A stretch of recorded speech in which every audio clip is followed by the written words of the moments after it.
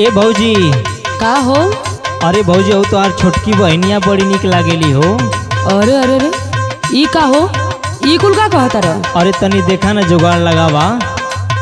जुगाड़ लगावा? अरे का देखले बाड़ो? सुना तोहरे बहनी के गाले के तिल की दिल में धसल बा।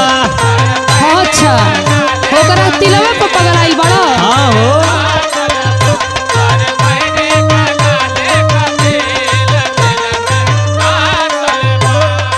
अरे देखा ना भौजी तनी सेट करावा। एकदम का चाहत रह? आए हमरो को मरवाइबा का? अरे ना हो। सुना सुना सुनावा। देवर तोहरो सहुर ठीक ना बा, आदत बड़ी बाउर बा। ना मनबा? आए सुधर जा, केहू जानी तो का कही हो। अरे कुछ ना हो तू टेंशन मत ला। ना ये दादा।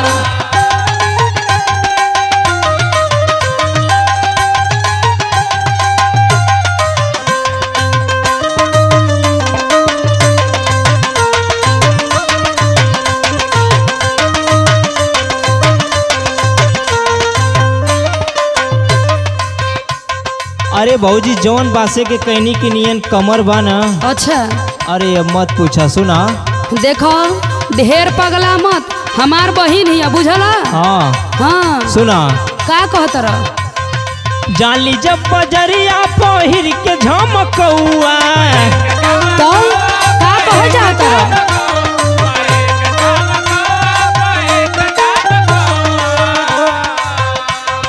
जान मारे कमर पे लहंगा लखनऊआ। हाय हो दादा, ना मनबा तू?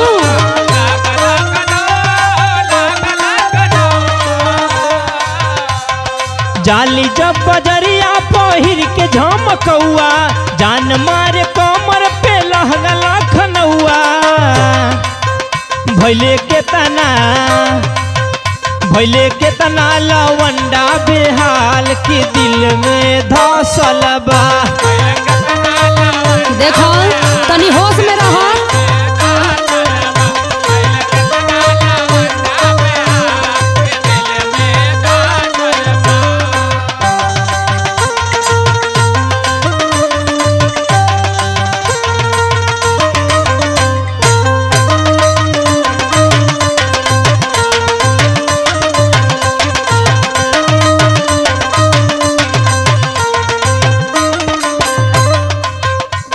देखो का हम तो जानत ना रही कि तू ऐसन बड़ा हो। अच्छा हाँ बहुत बदमाश बाड़ा। कहत नहीं आवत या हमर बहनिया त काहे ओकरा पीछे पीछे घूमत रह। अरे ऐसन बात ना भौजी, उनकर गाले का तिल हमरे दिल में धस गईल है। ढेर पगला मत, हमर बात सुना। सुनावा। एक टक बाबू गड़वला नजरिया।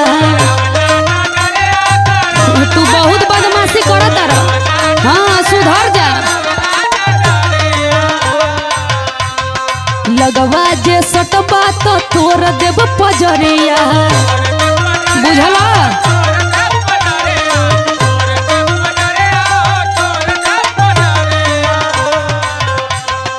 एक टक बाबू गड़वला नजरिया, लगवा जे सटबा तो तोर देव पजरिया।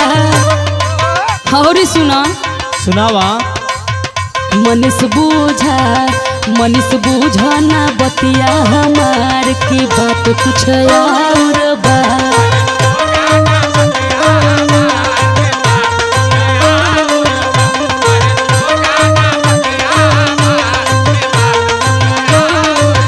तोहर बहिनी के गाले के तिल दिल में धसल बा।